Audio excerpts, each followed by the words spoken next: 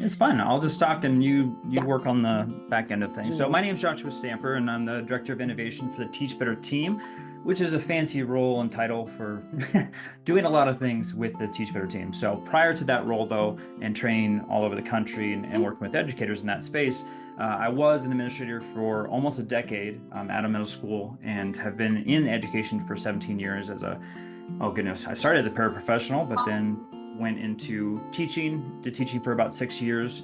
Then I was teacher and coach, and then dean of students, and then assistant principal. So discipline was a major component to all of those roles specifically. And so, as far as my role and how I kind of transformed the practices on our campuses was due to an intersection personally with my wife and I going through foster care training and seeing kind of the behaviors overlap between the two. And so I got real passionate about trying to change the things that were going on as far as how we were working with our students, and found great success in having an initiative around some of the things that we're going to talk about today. Awesome.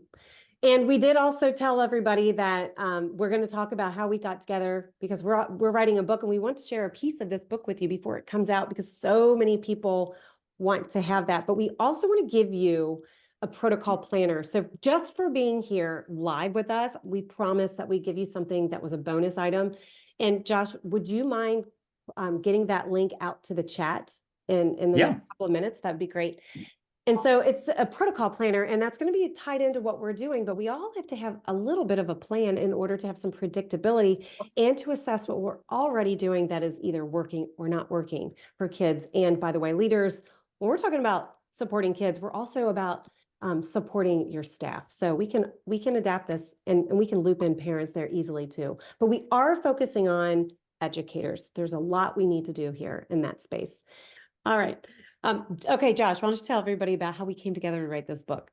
Yeah, so we have been connected in different ways, specifically through the Teach Better team. But Charlie was on my podcast, I was on hers, and just through those conversations, it was very obvious that we were in tune with a lot of practices and just understanding on this topic. And then, of course, I was, starting to consider about writing a book and started to dabble in that. But I also knew that, my experience shouldn't be alone in this resource, and I wanted someone else's perspective, and Charlie definitely fit that perfectly. And with her background, and Charlie's going to probably share about who she is and her background too. But I felt like just with her work in social work and what she's doing now in servicing so many folks across the country, that it was just a perfect blend for this amazing resource. So right now it's called The Language of Behavior. We'll see if that title continues, but I do think the title currently speaks to what we're going to talk about today, but then also gives you an understanding of the direction we're going to go within this resource. Yeah, that's perfect. And I'm excited too because it's important that two people come together who have a unique lens and who can actually make sense out of the solution that they're trying to pull together. And that's what Josh and I are doing right now. So my background is in education. I mean, I've been in education for over 20 years, K through 12, but I did teach for 18 years in a high school classroom. And people from Canada will appreciate this because our curriculum there, and maybe in other parts of the world are like this, and put that in the chat if your curriculum allows this. But Canada actually supports the whole child and developing people.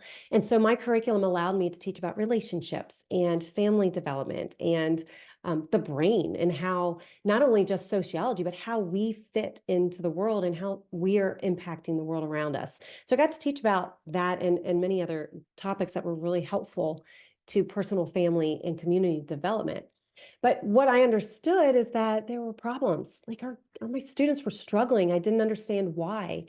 And so I was going the principal route, but I pulled out of that so I could get my Master of Social Work so that I could understand the structural issues that were contributing to the problems that our students were struggling with. And so I'm a clinical therapist that specializes in trauma, but what I do full time now is I do keynote speaking like Josh does, and I work with schools across the country to help develop people, develop educators so that we feel more confident going into the classroom, and leaders and leaders. So there's a lot of work that we're doing there, but that's the gist. That's all you need to know. And we're going to go ahead and move forward so that we can give you some more information that's tangible that you can just take with you today and start using immediately. So we're gonna dive into there. So I want you to get a background and a solid understanding of what you're going to get out of this webinar. So first of all, after you leave here today, you're going to learn to reduce conflict in the education space. Whatever your role is, you will learn to just reduce the conflict that's going on there now. You're also going to learn how to prevent misbehavior. Prevention's key. And then you're also going to learn how to go from chaos to calm. We're feeling chaos in the system, where we're feeling there's a crisis even, and we want to calm the entire system, and you're a big part of that. So that's what we're going to do for you. All right. I know we have some questions that were asked in the registration form, so we're going to touch on those at the end. We'll also have a Q&A session on the back end also, because it's important that, after we go through this session, that, if there's anything that pops up in your mind, but feel free to use that chat also. So if something, instead of writing it down on a piece of paper, you can always just put it in the chat, and then we'll try to address it toward the end of this session. Great. Yeah, and I noticed Morgan said that about the Canadian curriculum. And if anybody else lives and works either in Canada or other parts of the world, or maybe a different state who's very supportive, feel free to jump into the chat and add to that. Thank you for that. Okay, so here's something else that you can understand from this particular webinar. We're going to tell you the steps to kind of get there, from that chaos to calm and reducing that conflict that you're feeling. And so one of the ways we're going to do that is we're going to give you a relationship inventory. Now, this is something Josh uses in his practice and professional development.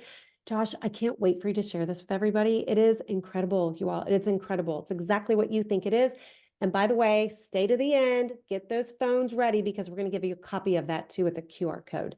The other thing we're going to do is, like, steps to get there from that chaos to calm, is to secure your physical space. There might be a couple of things that you don't know about. We're going to challenge. And also prevention protocols. We're going to talk with you about that. Awesome. All right, so the relationship inventory, I'm just going to let you know what this is and why I created it. Originally, I created it with what was called our relationship action team. So it was a few of us that were like-minded, in the sense that we saw that there was a change that needed to occur on our campus, and we didn't know, what was that going to look like. And so it literally is a checklist for your teachers to do an inventory, and really it doesn't have to just be teachers. I use it as an administrator too, but it's just, especially in the spring, y'all, like it's crazy right now. Behaviors are sometimes off the charts because spring break is done, they're looking at the summer, and a lot of times the students don't feel like the content that's going on in the classroom is very valuable, and they're just looking forward to summer. So we did some research.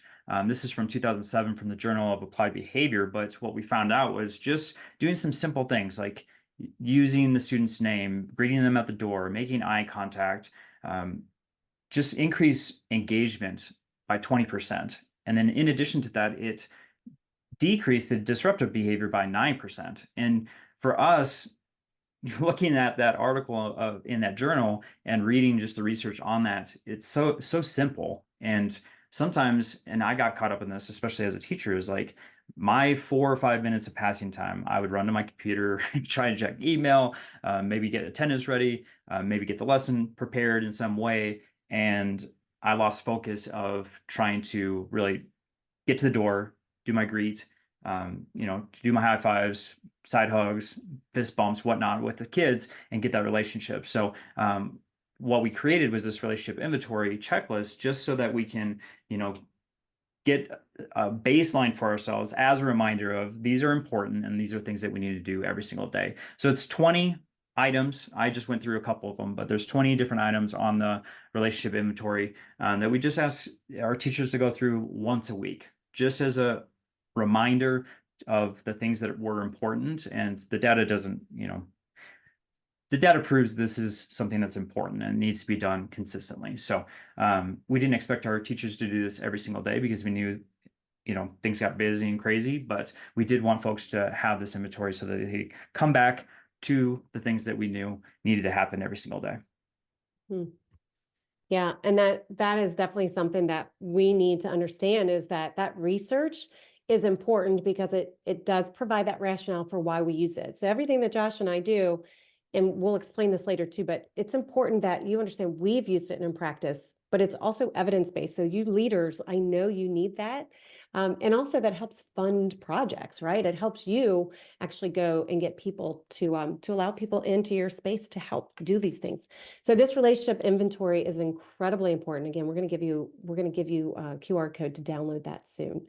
So I'm excited about that. So Josh, how will that actually help reduce conflict using that relationship? I know you've used it a lot. How does that actually Yeah. reduce conflict?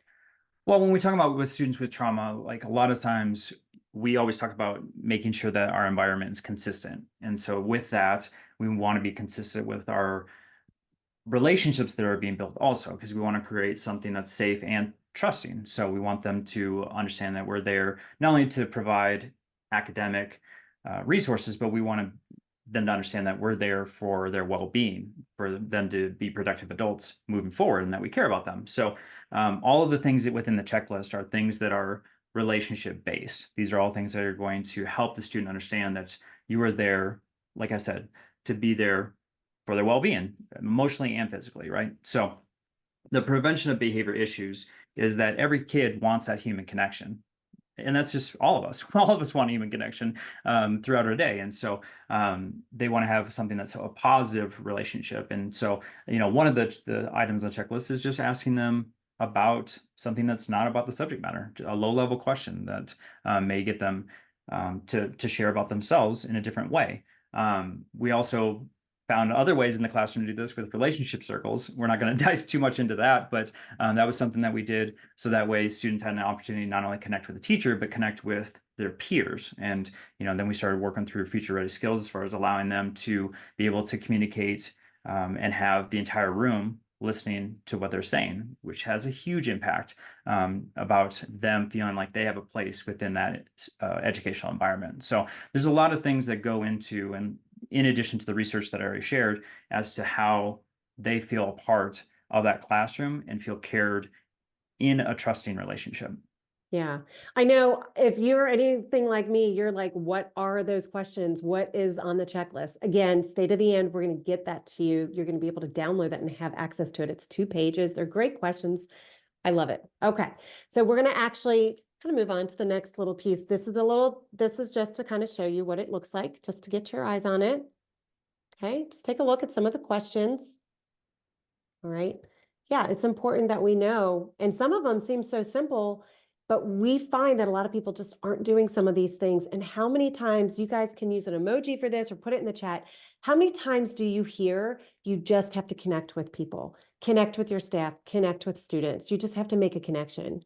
But a lot of people don't know how to do that.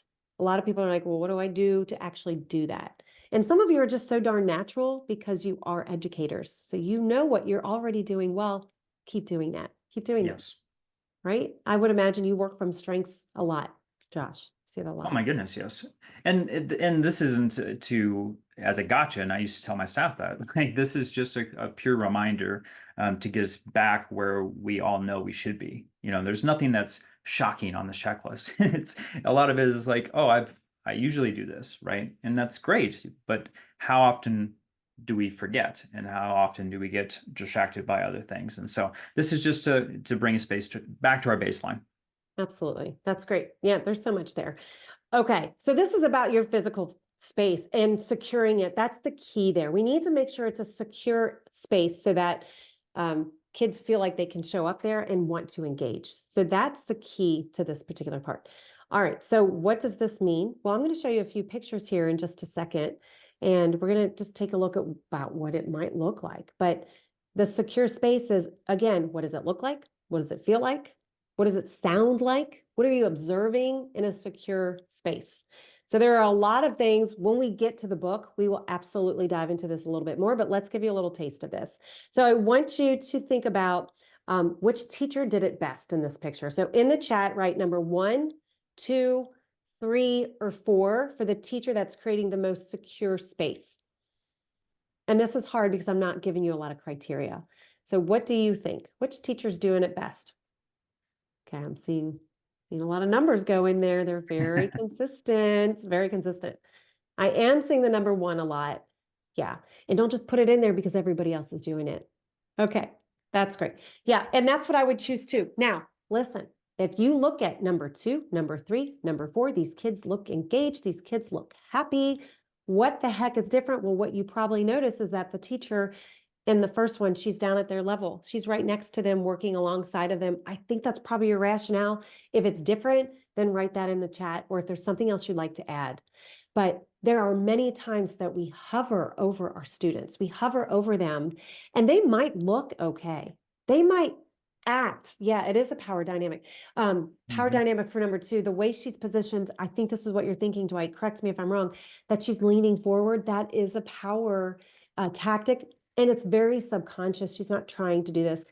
We also do this in education. Sometimes we don't mean to. Yeah, collaboration versus supervision, direction, transmission, absolutely.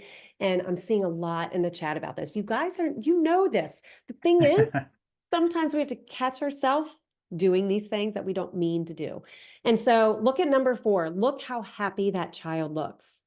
However, sometimes our children put that on their face that they're okay, and they're not actually thinking or feeling that, which actually might prompt a behavior to show up either in that moment, a couple of minutes later, or later on if they've held on to it too much, and then need to find the space to release it. So I always say this, you're looking at pictures of younger kids, but do you remember I told you I taught high school? I taught senior students, AP level. Yeah, the splash zone. Thank you, Trisha. Yes. Oh my gosh, right? Because they cough and sneeze on you. It is the splash zone. I know. We So put gross. ourselves. But listen, if we have 18-year-old students, we still need to not hover over them. We still need to get down to their level. And when I work with people in person, I actually demonstrate this, and it sounds so foo-foo, but it's not, because we have to be reminded that their personal space, especially as teenagers and adolescents in middle school, they really crave their personal space. And so we just need to just be aware of that. Okay, let's go to the next one. All right, so which teacher is doing it best with the classroom setup? In the chat, which teacher is doing it best? This is a little trickier. And remember, there's no right or wrong necessarily, but we'll give you some pointers. All right, so which teacher's doing it best? 1, 2, 3, or 4? Okay, you might have to think about this one. Okay, again, you don't worry about what other people are putting. What are you thinking? Yeah, okay. All right, I'm seeing some 3s, I'm seeing a 4, I'm seeing some 2s. Yeah, I'm not seeing any 1s. Okay, 1 and provide options, because we're providing some options. Okay, so it's all over, right? And I'm going to tell you this. There's no teacher that has any ill will when they're setting up the space. If you're setting up space, number 1, it's because you do want to give options. You do want to give a lot of color, right? And depending on the age. If you look at number 2, I want you to notice that there's a lot of white space and it's kind of simple. Some people might think it's boring, right? If you look at number 3, we'll come back to number 3. Now, number 3 is kind of a rock star space. We'll come back to that in just a minute. All right.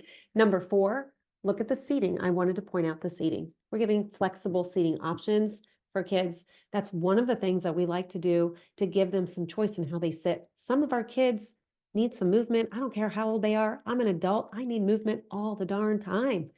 We all do. Some of us are okay to sit and contain it. Some of us need that outlet. So what I wanted to do, this isn't a trick question. Number 1 is busy. Number 1 is actually a busy space that could be overwhelming for a kid with a lot of sensory issues. And so as much as this is good, this is well-intentioned, we also need to think about how we're creating space, typically warmer colors and less is more. Think about walking into a home and what that might feel like. Now, you might have a group of kids who say, this is absolutely fine. 1 semester or 1 year, and the next year you have a couple of kids who respond differently. I'm going to tell you a story about that in just a second. But space is important. Let's go to number 3 real quick. This is nice, right? There's a lot of open space. There's different kinds of seating there. Listen, there's a lot we could talk about. We're going to do a lot more about the physical space. There's got to be movement. There's got to be kids who don't feel claustrophobic in that space. By the way, you don't want to feel that way either. So there are things just to consider that we're going to incite in you to think about when we put the book out with just more there. Josh, do you want to add anything about this? Any feedback you have? Well, the more you talk, I'm just continue to think about triggers because we haven't really talked about that. But when a student's gone through an adverse situation or some form of trauma in their life, you just never know what's going to affect that student. And sometimes your environment is part of that. Sometimes it's, hovering over the child. But sometimes it's even something odd like a smell or some other component to the environment. And so it's our job as educators to figure out what that trigger might be to make sure that they're staying in the educational environment with the expert, the content expert. And sometimes it's really difficult, but the more that you can think about the space, I think the better, specifically for those kiddos that may have some behaviors that you're trying to decipher, like why this is occurring. Yeah. Okay, so I'm going to stop sharing for a second because I want to share very briefly. We don't have a lot of time. So I do want to share an example. If you just picture that top left one for a second, it'll come back to that in a minute. But there's a kiddo who was going into a French immersion class. And because this kid was gifted, this kid asked to take Spanish as a 4-year-old because he just wanted to learn the language. And so the mother, naturally, first grade, sent this kid, mother and father sent them to a French immersion class. The kid walked into a classroom that had a lot of sensory going on, a lot of stuff on the walls. It was very tight quarters too. And that this will be explained further, but later. But it's important you understand that this kid had some behaviors that showed up that looked like autism. That's the gist. And so the teacher actually called the parents and said, we need to have a meeting. And when the parents walked in, they were like, of course, my kid's overloaded and having some responses that look autistic. And by the way, you as a teacher cannot tell me that my kid is autistic or has autistic tendencies. So there were some issues there that it's important you understand our kids' behaviors show up like other things. And we need to dive deeper into that before we make assessments on our own. And we'll talk more about that. Is there anything you'd like to add about that, Josh? I know you have a ton of experience with that kind of thing. Oh my goodness. I'm trying to be cognizant of time because I don't want to go down a I rabbit hole. know me But yeah, too. like with our staff, we really did look at our classrooms as far as not only decluttering, but also the furniture, even the paint color, because that sometimes is a trigger of various emotions. So we did some research on that. So I mean, we did kind of a overhaul over several years. But yeah, I think what you're saying is very true for several classrooms where we had to, have some crucial conversations about like how to uh, declutter the space and make some very necessary changes for the students. Yeah. Okay. So I'll share the screen again. It is important that we manage time well. It's true. There's just a lot to think about. At the same time, we could just simplify and be okay Hmm. just simplifying too. So thank you so much for that, Josh. All right. So I think we gave you a little bit of that rationale of why it's important. How it will reduce conflict is super important. If a kid shows up and they're not emotionally charged by just the space they're in, by the way it smells, looks, feels, sounds, then you're going to already reduce any kind of conflict there, and we're going to actually prevent a lot of issues just based on the space that we have. Space also includes the language and things that we're using, which Andrea, I know she's in here. She works with kids. There's language is a huge part of that, especially for our EL students. So there's just Hmm. some things to consider. That's all. Just consider. Nothing overwhelming. So we'll move on. We could spend a lot of time on this, couldn't we? All right, Josh, I'm going to hand it back over to you about prevention protocols. Awesome. So this is really talking them through about just noticing when children are off. So specifically about, you know, knowing the child and knowing what their typical behavior is, and if there's a change in that, what would we do as a teacher, or if it's getting to a higher degree, as an administrator, what are we doing to make sure that we're deciphering maybe the background behind the child. Okay. So I'm gonna have you skip to the next one. Yep, sorry. Okay. That's all right. If you wouldn't mind going to the next one too. Yep. So I'm going to give you some examples too. So for instance, like we had a student that was typically just totally fine in the classroom, but a student had said something very quietly to the student about his mother, that greatly affected his behavior, to the point where he completely shut down. And so the teacher noticed this and asked the student very respectfully to go outside into the hallway and try to have a conversation and get to the bottom of what was going on, within the classroom. As he was walking out of the classroom, he did flip a chair over. Thankfully, it didn't hit anyone, but it was something that was different than what is typically going on in that classroom. So when I got the call to come and help and assist, I also had my dean of students there, and the dean of students was trying to kind of give a lecture in regards to this is not appropriate behavior. You need to get back in the classroom, whatnot. What was noticed though was very, uh, it was just kind of screaming, even though he wasn't saying anything, was that he was extremely stiff. His eyes were glossy. He was breathing heavily. His fists were clamped up into balls, and he was non-responsive. And so all of those behaviors or nonverbal communication was very evident that he needed to go into a different space to really calm his brain down because he was at that point in a survival state. And so I had to gently tell the dean of students, like, they're not listening, like they can't hear you. It may take 30 to 45 minutes for the student to actually have rational thoughts, and be able to listen to you. And so for us at that moment, it was more about documenting what occurred, sticking to facts, with that, so that when we did communicate online, and then also, with parents, that we were specifically talking about the behaviors that we saw within the classroom and got the teacher's point of view, but then also what we saw, on our hand. So obviously, if it's documented with facts, then we're not bringing the emotion in there. And I think sometimes when you may send an email or you get on the phone with a parent, and you start talking about some of the emotional components, that I think that's when communication kind of goes awry. And so for that, we're kind of reducing the judgment piece because we knew something was off. And I mean, I don't know if anyone watches Ted Lasso, but that's one of my favorite shows. But he always talks about, see you, Brad, be curious, not judgmental, right? It's one of those phenomenal components to that. And so, for us, it was like, okay, what do we need to get to the bottom of? Because this is not the typical behavior. So something has triggered and set the student off to the degree where he's flipping chairs, right? Which is kind of that chaos piece that we're going to talk about more. So reducing the judgment, being more curious, trying to get to the bottom of what's going on, but then also the teach piece on the opposite end. And that's something that I would love to talk about more, but probably won't have time to, but which is the restorative practices component, right? Is the teaching the appropriate behavior when you're at that high emotional state. And a lot of our students don't possess these skills, and we can't assume that they do. And so for us, we said, okay, it's not in our power to teach the students at home, but when they're in our space, we can definitely do that. So, when I had that student in my office and they were calmed down, I did talk about emotional regulation and going through strategies for that and talking through about the emotions that he was feeling at that moment.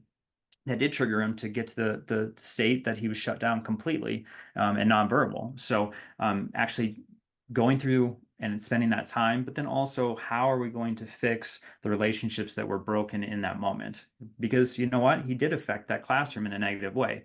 There were 24 other students in that class that were scared of him. The teacher was scared of him, right? And so he had some repairing to do. And so we had to build a plan, with our team, with his parents and the teacher, and of course the students. So reducing conflict. I mean, this is of course the back end, right? There's obviously a proactive, but there's also sometimes the reactive side of things, where we have to go in and go into more of a teach piece, to make sure that we're reducing conflict in the future because something already has occurred. Yeah. And I know you can speak on this for about 7 hours right now. I mean, you I all could would spend all want day, to yes. it's true. You would want to hear Josh talk about this. It is really nice to hear all of these things. Listen, there's a ton of experience he's bringing into this. So overall, How will doing these things help you go from chaos to calm? And by the way, there's more that we'd like to add, but we want to give you just a little snippet today, and we want your feedback on this. But how will doing these things help you go from chaos to calm? Well, it's important that we understand that we actually use these in our own practice. Joshua and I have been in this business for a long time, and we've tried these things, and we've tested them, and we consistently use them because they work. I worked in a hospital of kids in crisis. I worked in residential treatment centers, and you better believe these things work with them too, to get them from going from a chaotic state, and including the whole space that we're all in sharing, to a calm space that's more engaging and secure to be in for us too, And also, it's important that you understand that these are ways in the trauma-informed literature. So we're not just making stuff up.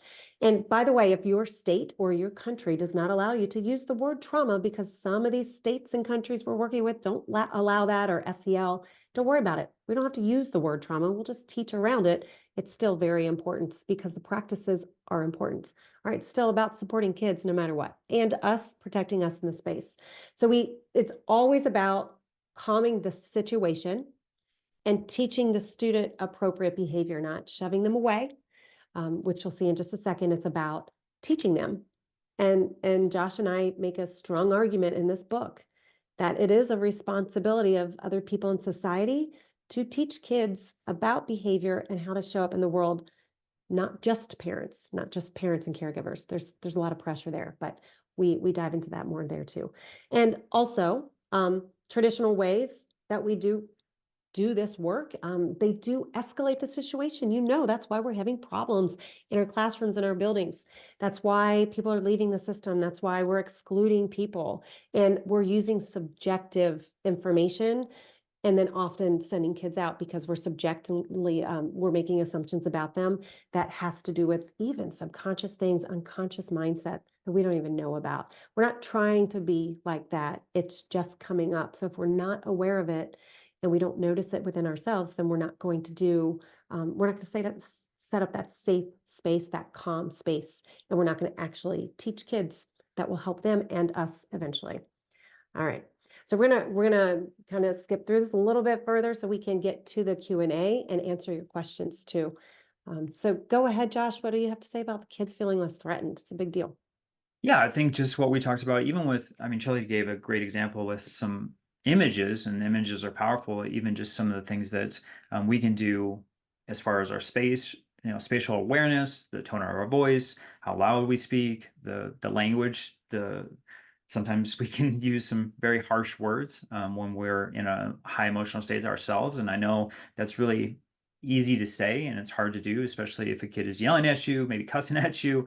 I always, tell my staff and when I present of, be a window, not a mirror. And it's hard to do in those high intense situations where you want to go back and mirror maybe the volume or the intensity of the situation with the student. But I always ask that you allow that like a window to go through you, and then modeling. I think someone put in the chat earlier to model the appropriate behavior, especially in communication.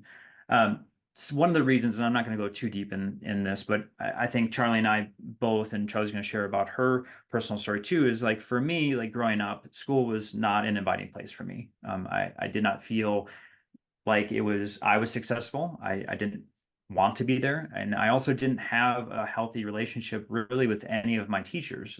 I never felt like my teachers were there to get to know me as a person. They were truly there just to push out content and hope that I got good grades. And so because of things going on in my life, I didn't feel like I had much say or control.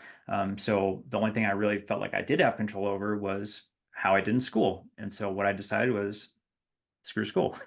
That's really what my mindset was. And so when you think about like the fight, the flight, and what am I missing? Fight, the Freeze. flight.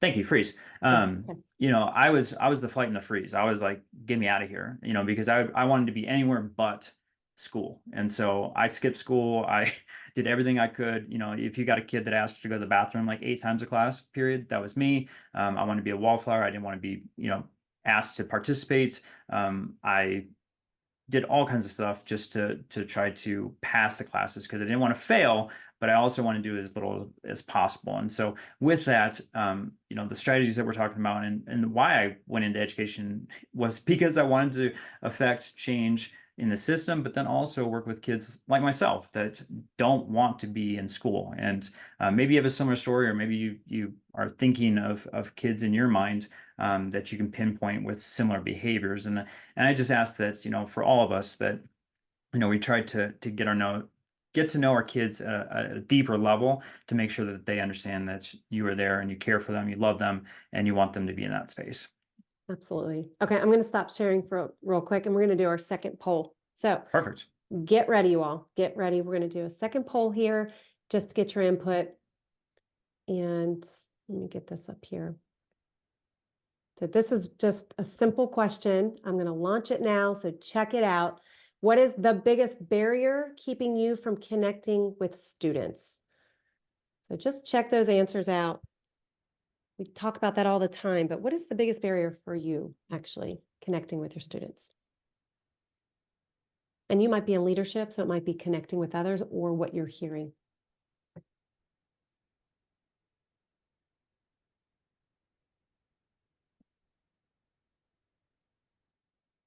Yeah.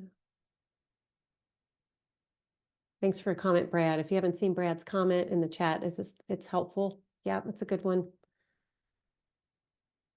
Yeah, it affects relationships, and there's a lot we're bringing in too.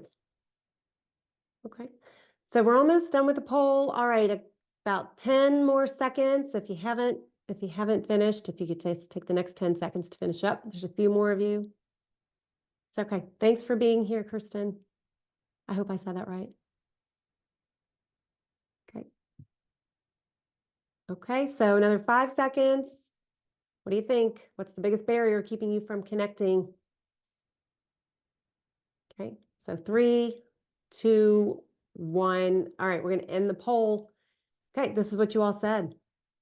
A lot of us are frustrated. A lot of people, even though there's some aggression we keep hearing about, I'm not seeing that people are saying they're actually afraid of students, which is a nice thing.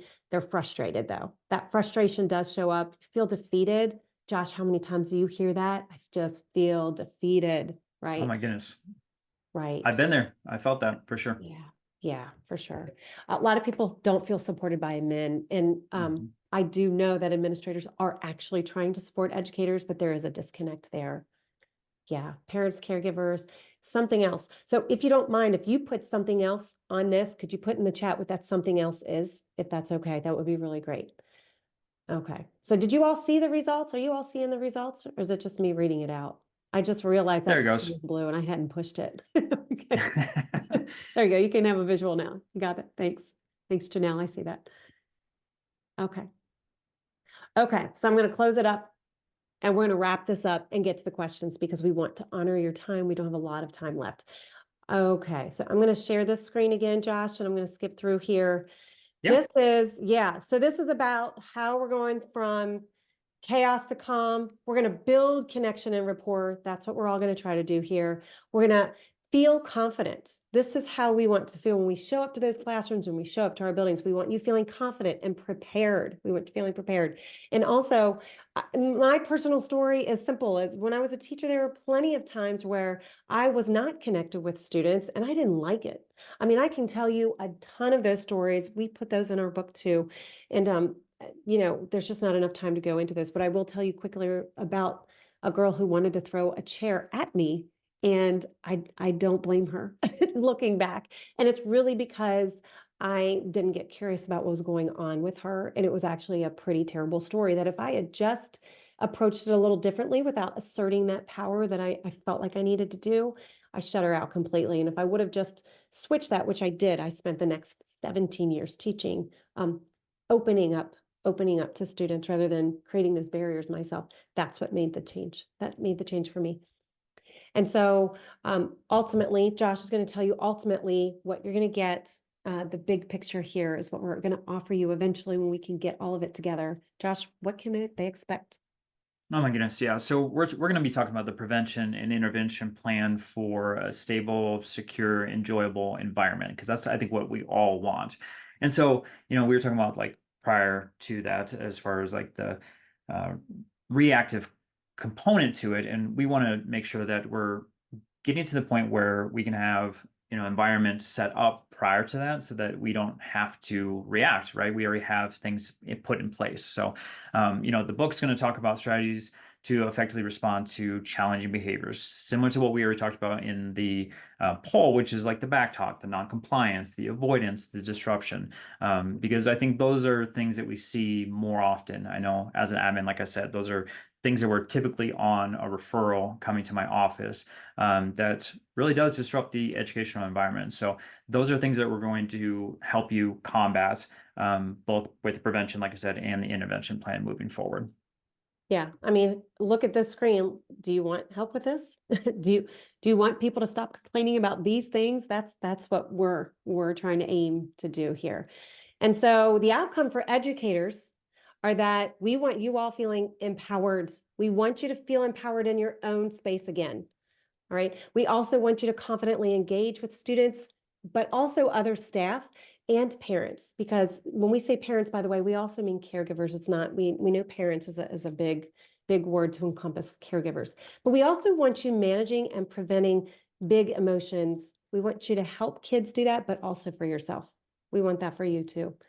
All right. And then we want you to feel more energized. I mean, who doesn't want to feel more energized showing up in your role? That's what we want for you as well.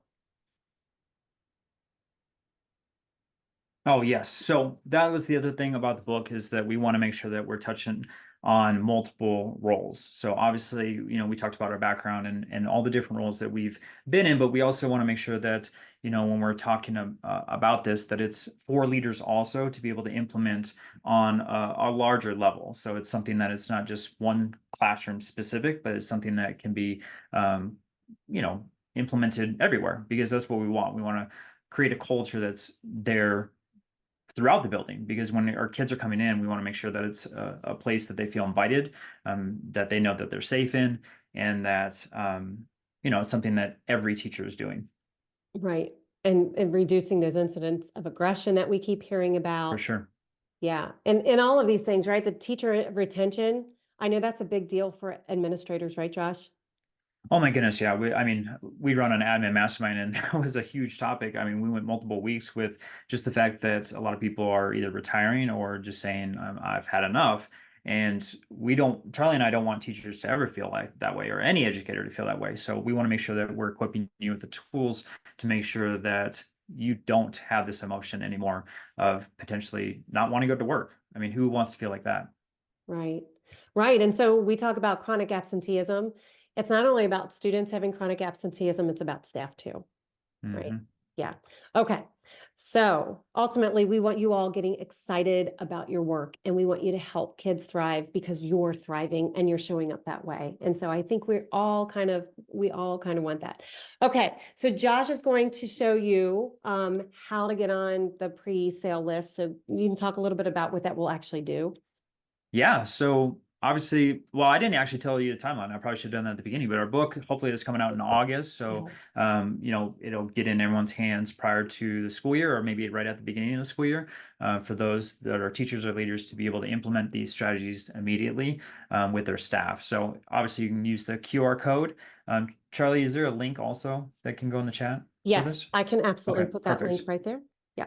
Okay. So if you all are interested, in the resource moving forward, we'd love to get you on the pre-sale list. That way you get more information. Yeah. You know what, Josh, I'm going to have you do that from the list because I'm sharing Yeah. the screen. And if I jump off Oh, the screen, they won't get the QR code. don't do that then. I won't do that. You can do that for me for I that. got you. Thank you so much. Okay. Yeah. And then if you don't mind, there's a very quick feedback form. If, by the way, if you didn't get that QR code, Josh is going to put that in there. If you want to get on the pre-sale list, a lot of people want that because they want to know when the book comes out, but we want your feedback. We would like to know more from you so that we can serve you better. So if you could just click on that QR code. Again, Josh is going to put the feedback form link in the chat too. So you could just click on that. It's just a few questions. They're not all, they're all important to us, but they're all pretty brief. So if you could just take a minute to do that, that would be really helpful to us. And we're going to look at the chat and just make sure there's no questions that we need to answer there when you're doing that. It looks like someone said they need permission. Is that in regards to the form? to the feet. Yeah, see, we tested this too. See, this happens. Let me pull it up and see if there's something else I can do. It'll just take Okay. a second. I have it right here. Yeah, it says there's permission. So if that's not working for everybody, actually, could you all tell me, like, with a thumbs up here, if that is actually working for you, the link? Are some of you able to access it to the feedback form? No. Okay. So maybe what we'll do is we'll just email that out to everybody afterwards, because that would be helpful. Okay. All right. So that's all right. Then we'll just move on to the next thing. Yeah, perfect. Okay. Is that all right? Right. And so we're going to wrap it up with a giveaway. We're each going to give away one of our books. And so we're going to start with Josh. Josh is going to give his book away. It's called Aspire to Lead. So Josh, tell them Yeah. what they need to do to get your book. Oh, well, for those who don't win it today, you can always, I'll throw a link in the I'll throw chat. the link in to get it, but what do they need to do in order to win it? What do they have to put in the chat? I don't know, Charlie, what are you going to do for yours? I'm going to tell you what I'll do. You guys can do the same darn thing. Okay. So the relationship piece, the connection, tell everybody what is one takeaway that you got from that relationship inventory tool that you will now implement. Put that in the chat. If you just put a takeaway from using the relationship tool, that we will put you in a draw and we'll email the results to everybody. Okay. About getting there. All right. So if you do that, I'm going to stop my share. All right. And that way I can get I can get the book link for there. Okay.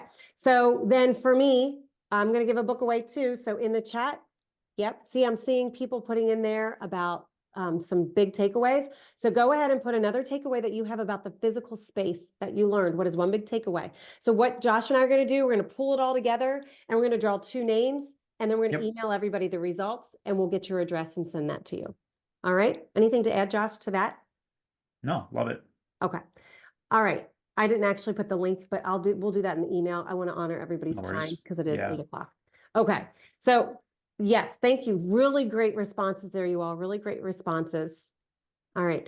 So to wrap this up, we had some questions on the forum. Now it is 8 o'clock. If you all want to stay, Josh and I are willing to answer those questions for you and just kind of talk about this, or you could unmute and ask a question yourself. So Josh, how would you like to start the Q&A? I don't know, because I'm looking at the Q&A I wonder if we should find a way to answer those that were in the forum in a different space. So maybe me and you need to get on a podcast and just answer these questions or something. Yeah, maybe we can do that. I know some people have to run. If you'd like to stay behind, thanks for being here, you all. If you'd like to stay behind, we'll stay here for a few minutes and we're happy to answer questions. So if you have to go, thank you for being here, and otherwise we'll stay. Yeah. And actually, while people are here, why don't we just take one question and then you guys can unmute after this. Oh, bye, Janelle. Thanks. Bye, you all. Bye, Brad. Yeah. And then we'll answer the rest in the podcast. Sorry, I was like saying I had a question. Oh, let's talk with you then. You're good. She's trying to get rid of you, Janelle. I know, right? I know. Is it? Do you pronounce it like that too? By the way, You do, yeah, Okay. Janelle. Yep. And I saw Janelle wave, and I was waving back, so I'm good. And my 6-year-old niece I want to is here. honor time because I know it's 8. Okay, Yes. thank you. I put my question in the chat. I think my biggest obstacle is just knowing that students need the space, but how do you allow that when you need to get to your other students in the room? We don't really have a school-wide system for that currently. So any suggestions you have to like roll that out more effectively would be helpful. Do you want to take this, Josh, or do you want me to start? It's up to you. Go ahead and start. Yeah. I have some questions. Yeah, it usually does start with questions. But I also understand that kids need movement. Number one of the things that we do we do rapid resets. And so we always incorporate, even if it's a small space, because listen, we'd love to have huge classrooms where we can have a lot of space to move, and we don't always have that.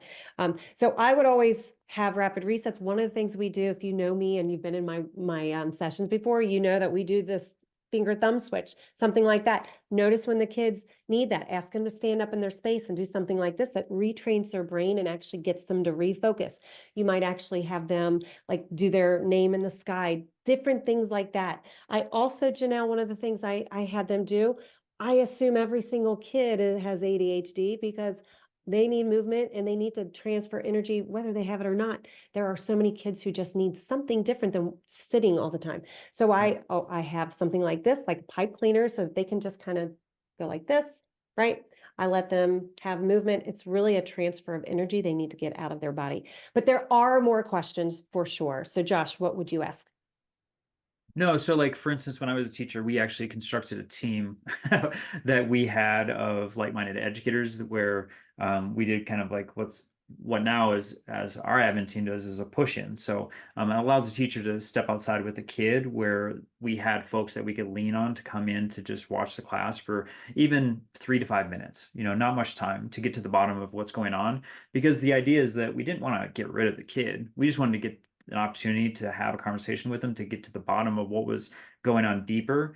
And sometimes, a lot of times, it was like something just heartbreaking of I didn't get any sleep last night because my parents were fighting all night, or just something that you would never even think about. And when you get that information, then that's when you're like, okay, now I can either get you the resources that are needed, or I can set up the environment for you to be successful based on the information that I have, which then eventually turned into like check-ins, like we did number systems just to understand where our students were coming. Because if a kid says, I'm a 2, which is terrible, versus a 9, well, I know how I'm going to communicate with you during that class and my expectations as far as how much work you're going to get done. But if I don't have that information, then it's really, really difficult. So just trying to find those touch points to gather more information from the kid, and then also having a support system. If it's not campus wide, at least like as a teacher, as myself, I'm going to find other people that we can help each other, right? As a small community, because we all believe that this is important to get to know our kids a little bit deeper. Mhm. Do you have a follow-up question to that, Janelle, or does anybody else have something else with that? That really helps. I mean, we have stand-up desks, we have fidgets, we have, some of those kinds of opportunities for kids, but it's nice that students are starting to self-identify, like I need a minute, Yep. which is great. And we can give them break cards and our admin supports that, but it's just, when there's an instance that occurs, we want to have those restorative conversations Mhm. right then. And, so sometimes that can be tricky with limited staff. So Yep, I for love sure. those suggestions. Thank you so much. I appreciate it. Yeah. I know we all want to make sure that we don't want kids feeling dismissed. So when you have that relationship with them, it's absolutely okay to say, listen, I see you, it looks like you need to talk. I can't give you my full attention right in this moment because I have to do this, but can we do that in 15 minutes or can we do that immediately after? Right. So it's okay to do that too. And you're managing your own limitations there too. Mhm. Yeah. Thank you. Does anyone else have a question you'd like to ask? You can do that now. We'll wait. Just kidding. It's okay. We Do we truly, need to do wait time? Are we no, modeling right now, Charlie? we're mine. No, for real, I don't want to keep yapping. If you truly do have a question, or we could also go to the form. Okay, I see a message. Thanks, Janelle. Thank you. Okay, I think she went. Yep. Okay. I really do think, Charlie, that we need to explore just maybe like finding another way to answer the questions that were in the form. Because, Yeah. man, I think we have a lot more to say, but time Yeah. is not allowing it. Well, we'll do a podcast of the questions that are on the form, and then we'll send that out as a link, maybe as some Yeah, I love follow-up it. too. How about Yeah. that? Yeah, and you all are here. You're here, so you got us. If you have a question now, that would be great. Again, okay, so here's a question from Lauren. Thanks, Lauren. How would you respond to teachers who shoot down your ideas to give students fidgets, wobbly chairs, other movement for various reasons? Yeah, they all want it or turns into it. Here's my response, and then Josh, I know you'll have a great response. And any of you could chime in too, by the way. Oh, well, or it's okay. I have a little bit more information, so I'm not going to entertain too much negativity from other people who aren't as flexible in their thinking because I have information that I know will benefit kids. And boy, if I carry around all that negativity and tell myself the story that it all matters what people are going to think and say to me, then I'm not going to do well and I'm not going to feel energized. So really that's about managing me and my thoughts. Because if I know what's going to be really good for my own students, I'm going to just keep doing that, especially when I have supportive admin. And listen, fidgets, as long as it doesn't bother you or other kids, then what's the big deal, right? So there's a lot more we could say about that. But Josh, what are you thinking? Well, and just to go with the facts that we were talking about, like if there's research that is based in showing that that's important for our students to be successful, then I mean that's what's important. So like with our relationship action team that we constructed, like it was all research based. It was things that we were exploring and finding. And then there were three things that we had to do if we were part of that relationship action team. Was one, you had to be open-minded. It might be a practice that you don't do in your classroom, or maybe you have a preconceived idea or a bias that maybe is unknown to yourself until you read the material, but you have to try it, right? And the second thing was, once something was successful, go share it with someone else. Like that was a huge piece of that, is go to your neighbor and say, hey, I implemented fidgets, and for a variety of my students, it worked really, really well for them to stay in their seats and to pay attention more effectively in the class. They didn't ask to leave as often as they typically do. There's a lot of benefits from that. So with that, I think just if it's working for you in your classroom, just own it. Like be proud of that, and then share that with other people when you have successes, because I think that's something that's lacking as far as that collaboration piece, where a lot of times, especially in secondary, there's silos, and so I don't know what's happening in my neighbor's class, and if they are having successes. God, I'd love to know more. Like for myself as a teacher, I always was a sponge. Like if someone else had something that they were doing with a difficult student and it was being successful, I would love to know that so I could implement it myself. So if that's a fidget, shoot, I'll have 100 fidgets in my classroom. Yeah. And Lauren, I appreciate, and I did see Esma, please correct me if I'm wrong with your name. I saw your question. We're going to get to that. Lauren, I did also see that you're a school social worker. So I'm a licensed social worker. That's what I got into after being a teacher. So there's a disconnect. We had so many people when we sat in our professional development sessions, we had so many social workers and mental health professionals coming to talk with us, and we were rolling our eyes because we were like, well, you don't get what it's like in the teacher setting. So I will tell you, that's part of why I wrote this book, is those skills are important to bridge that gap. So we just need to understand why they're pushing back on it. And a lot of times it's because they think that kids are just getting away with behaviors too much. I think that's probably a part of this. And so if we have that conversation and show them that, your kids are actually going to behave better when you give them this, by the way, very cheap sensory thing, as long as there's not self-harm involved, so they're not wrapping too tight around their fingers, as you already know, Lauren, that this is cheap, easy. And if they're getting to pay attention to you, oh my gosh, why do you care? But Lauren, I want to connect with you after this and share my rapid resets with you. Give those to teachers. Mm-hmm. Teachers like those. They can incorporate those better than fidgets. They're sick of hearing about fidgets and other words like that. Yeah. Okay. Josh, Yeah, did you just say fidget spinner and see someone's like head explode, Oh, especially they'll hate teachers. So yeah, but there are workarounds. There are workarounds to all of it. We still do it. for sure. Okay. Did you see Josh is it Esma? Did I get that right? Or you can correct me if I'm wrong. Yay. All right. Okay. Did you see that, Josh? It says, I'll read it and maybe you start. So Yeah, go ahead. okay. So you mentioned that in the book, you talk about how to establish authority without being mean or coming across that way. Can you share a little bit about how to do that? Yeah, that's actually my session next week that I'm doing in the virtual summit. So I'm going to pause and let Josh go first. Oh my goodness. Well, authority is constructed just by title alone for a student. But there's other things that go along with that. And I think the relationship building is a huge piece of that. So, like I always had teachers that were upset with me as an administrator because they're like, you're too nice. You need to be mean, and I hated that perception of an administrator because I already felt like the bad guy. I already felt like the sheriff. When I walk into a classroom, everyone would, sit up in their chair and, they'd be quiet, and the teacher would stand up off their desk and act like they wanted to like go work with a student. And it's like, no, that's not what my title is about. That's not what this is, and so working with students, it's hard, especially as an administrator, and Brad, you could probably associate with this, is that we don't have an opportunity to get to know our kids as deeply because for myself, I had like 1,400 students. Like, there's no way I could know it. Our district was know everyone's name and need. That was like their mantra.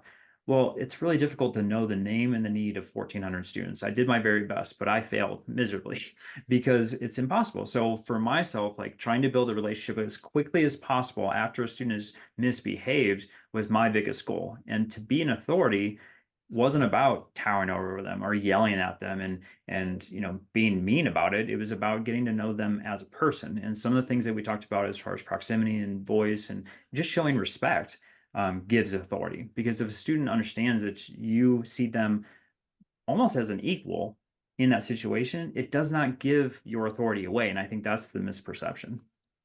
Yeah, that's exactly right. Esma, did you want to say something? I see you're unmuted. Did you want to say something? I was just wondering, like, I just wanted to point out that I'm student teaching now. So for me, I think it's really hard to see how the kids react to me versus how they react to their classroom teacher. And I'm just like, I don't want to yell at them. So I'm just like, how do I get that respect that the classroom teacher has that I just don't? Mm-hmm. Yeah, and listen, that will come with time and practice. Mm-hmm. You will build skills around that.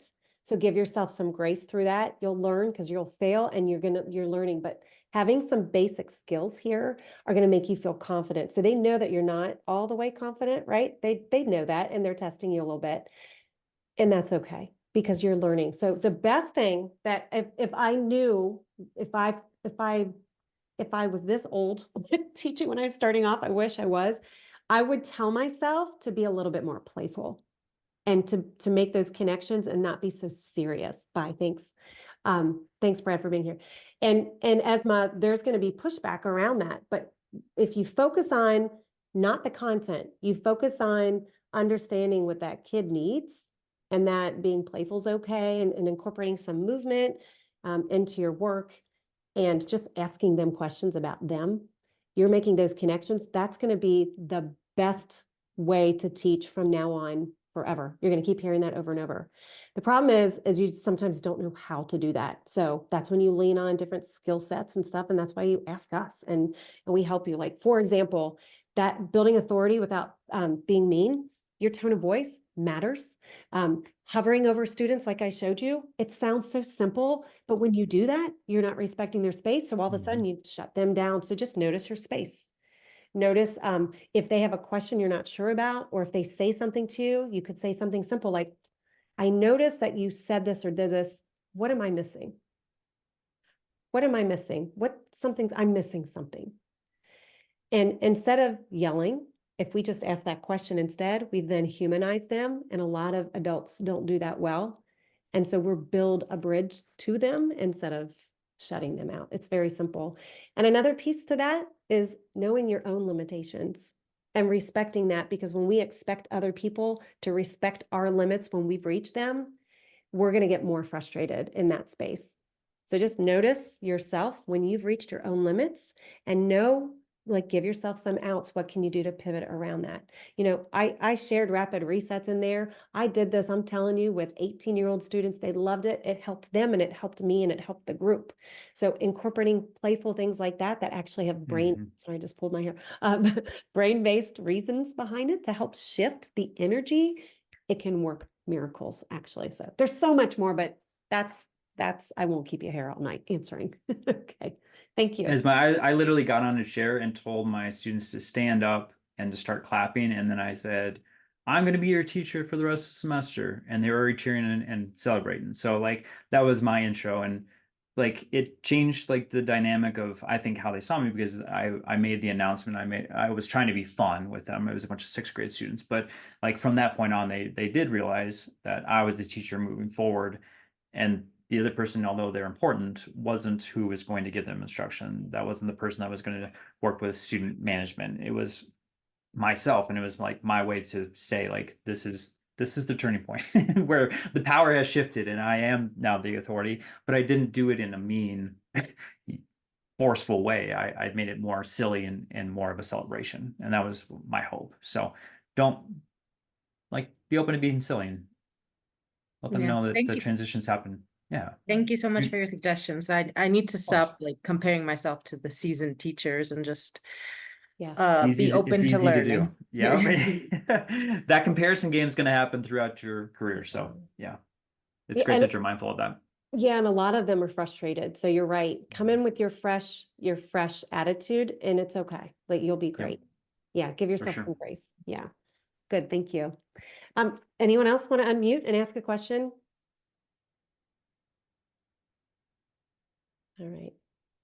I know there's so much work to do, isn't there, Josh? So much work. Yeah, but that's why we're excited about the book and the resource. And I love these questions too. I think this will help kind of guide us for the remaining part that we have to write. Yeah. Yeah. Thank you. Thanks, Mike, for being here too. Thank you, Mike. Thank you. Okay. So is it Faika? I need you to tell me if I know I'm wrong, but I want to get your name right. So if you don't mind unmuting. Yes, Faika. Faika. Yes. Faika. Okay. Thank you. Names are so Thank you very important. much. Yes. Thank you. Thank you. Thank you. Thanks for being here, you all. You know what we're going to do? We're going to follow up with you, and we're going to make sure that you get all these resources, all the links, just in case you missed them. We're going to do our draws for the books, and we'll get that out to you guys too. Listen, you're doing great work. Thank you for being here. All right, Josh, anything else you'd like to say? No, I just appreciate everyone's time. Hope you have a great evening. All right, you all. Well, we'll be in touch with you. Thanks for being here.